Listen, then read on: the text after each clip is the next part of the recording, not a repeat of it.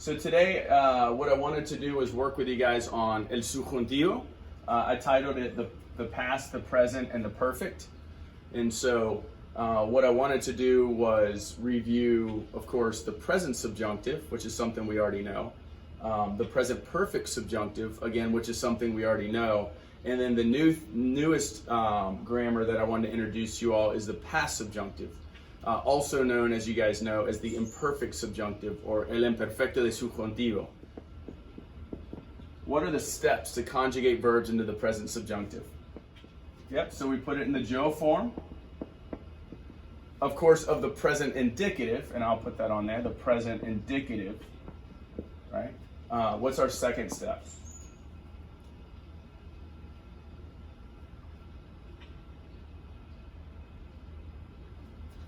Okay, we would drop the letter O. Good. Which will accompany all of those Joe conjugations, because that's how you'll know, that's how essentially what helps you understand what the tense is, so, or what the subject is. So good, so Joe form of the present indicative, drop the letter O, and then we do what? Good, then we add the opposite endings. Great. And so can you tell me what those opposite endings are? And we'll start here with AR, and then over here we'll have ER and IR. And since that's not... Go ahead, for the ARs.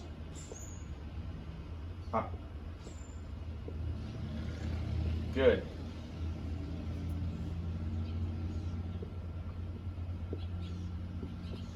Muy bien. So for the ARs, they would take the opposite ending. So really what we're saying is that what would be an ER ending in the present indicative will become an AR ending for the subjunctive. That might have sounded a bit confusing, but that's why we just call it the opposite endings. So for ARs, we have A, ASA, AMOS, AN. Muy bien. ER, IR, AAS, AMOS, AN. Muy bien. Now what I want to do is reintroduce you guys to the present perfect subjunctive. This is also known as el pretérito perfecto de subjuntivo, right? In Spanish, of course. Well, let's first start with, help me understand how to conjugate any perfect tense for that matter. Okay, good. A ver.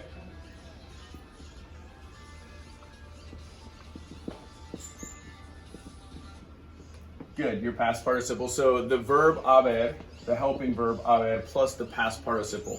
And as you said, you called it the hado and ido. So that would be hado for ARs and ido for ER, IR, of course. To conjugate any verb into the perfect or a perfect tense is haber plus the past participle. And you all describe that as the hado or ido. Now there's irregulars, but again, ARs typically get hado and ERs are going to get ido, putting aside the irregulars again. And so for the present perfect subjunctive specifically, their conjugations of haber are the subjunctive conjugations for haber, or present subjunctive, I should say. Haya, hayas, haya, hayamos, hayan. Now, to put that side by side with the present perfect indicative, right? Both of those are going to have the same translation, but the way they're used is going to be different. So, just for clarification, the present perfect indicative conjugations of haber are a, as, a, amos, an.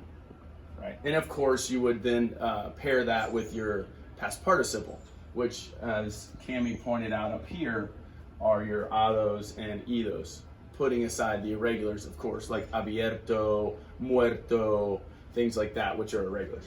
So the past subjunctive, this is something new for everybody. This is the past subjunctive. Again, as I said earlier, you'll also hear it as the imperfect subjunctive or el imperfecto de subjuntivo. And I'm going to show you guys here shortly how it's used in a sentence. Because remember something that I said in class, past tense weirdo, past tense subjunctive. Present tense weirdo, present tense subjunctive. And so that now is going to start making a bit more sense when we look at this. And we may even toss in some present subjunctives in there too, just for fun. So these are your endings for the imperfect subjunctive or past subjunctive.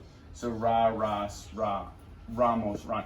And notice there's an accent here, and it's going to go over the verb that's going to be sitting in that place. So I'll get to that in a second. So this is the past subjunctive. To conjugate verbs into the past subjunctive, you have to conjugate whatever verb you want to make into the past subjunctive into the third person plural preterite, whatever that is. All right, number 2 is drop the RON, which will be at the end of that verb conjugation, the end of the third person plural preterite. And then number 3 is add your endings. And as I said, these are your endings, and we're going to do a little bit of practice with that right now. So what is the third person plural preterite of comer?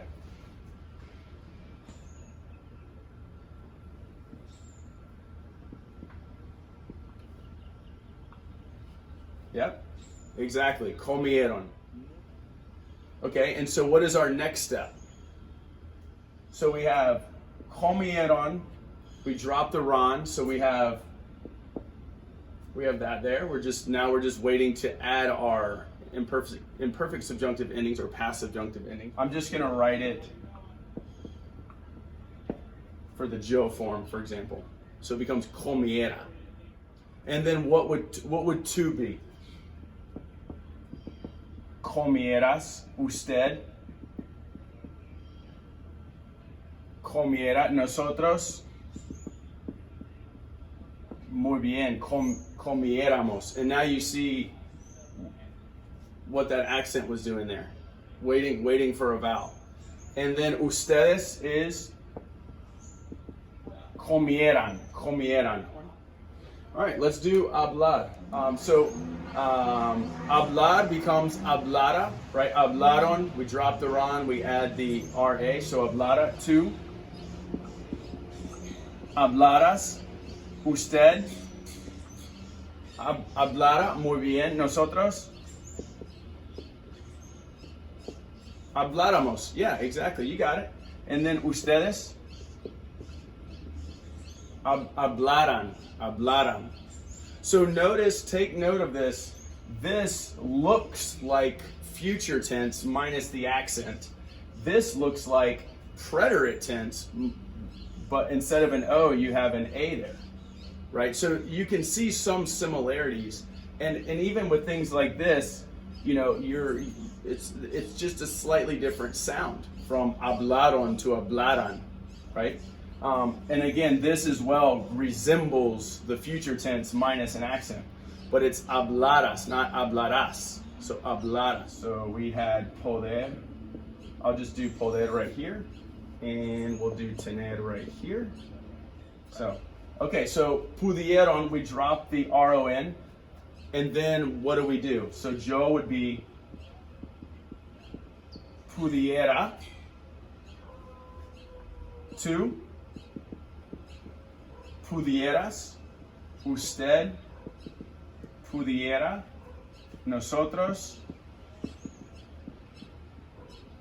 pudiéramos, again with an accent, and then ustedes, or third person plural.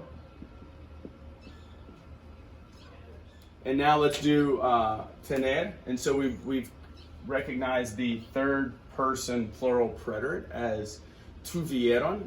We're dropping the RON. And now what would yo be? Tuviera. Tu. Muy bien. Tuvieras. Usted, or third person singular. Muy bien, tuviera, nosotros. Muy bien, tuviéramos, and ustedes. Muy bien, pudieran, right? Número 1, yo quería que ellos blank a clase hoy por la mañana. So again, past tense weirdo, past tense subjunctive. So they've got to match. Notice we're saying quería in the past. So we're using a weirdo, but we're using it in the past. So we have to match. Past tense weirdo, past tense subjunctive. As opposed to saying, I want you all to come to class. Quiero que ellos vengan a clase hoy, or I want that they come to class, not you all, but quiero que ellos vengan a clase hoy por la mañana.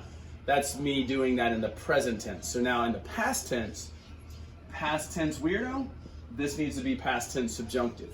Present tense weirdo, present tense subjunctive. Past tense weirdo, past tense subjunctive. So again, just to reiterate, this is the past subjunctive for today. So everything will be in the past subjunctive. So número uno, Cami, por favor, yo quería que ellos. Yes, it is an irregular.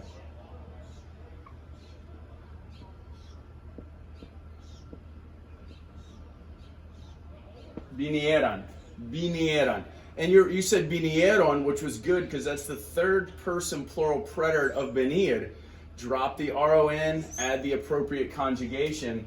Notice that K breaks up the clauses, so we have clause 1, clause 2, or dependent clause and main clause. And then vinieron is agreeing with ellos in the second clause. So, awesome job. Sierra, por favor, número 2. Dudamos que ellos blank al cine ayer. Good. Fueron, muy bien. And again, fueron with an O is the third person plural preterite of ir, also ser. We drop the RON, we add our appropriate ending, and because you noted here that it's ustedes in the second clause, it becomes fueran. Perfect. Awesome. Cami, por favor, número 3. No fue cierto que yo blank ruso anoche. It's not true that I taught Russian last night.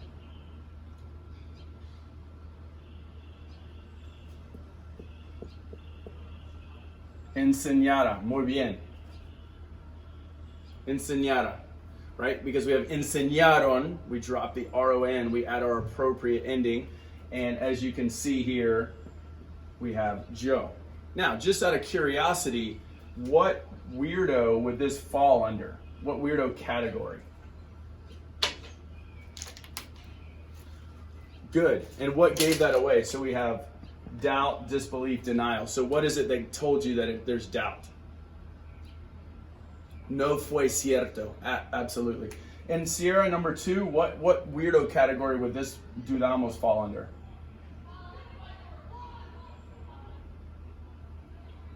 Yeah, dudamos. Yeah, doubt. It's literally saying we doubted. And then up here, what category would you guys give this one? Quería. Wish. Yeah, we'll do a W up here. Good. So, Sierra, por favor, número 4, recomendó que ellos quedarse en casa. This is the hardest one because, of course, we're using a reflexive pronoun. Quedarse.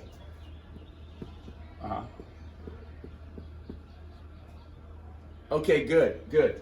Se quedaran en casa. Recomendó, he, she, or it recommended, muy bien, that, again, breaking up the clauses, que ellos se quedaran en casa.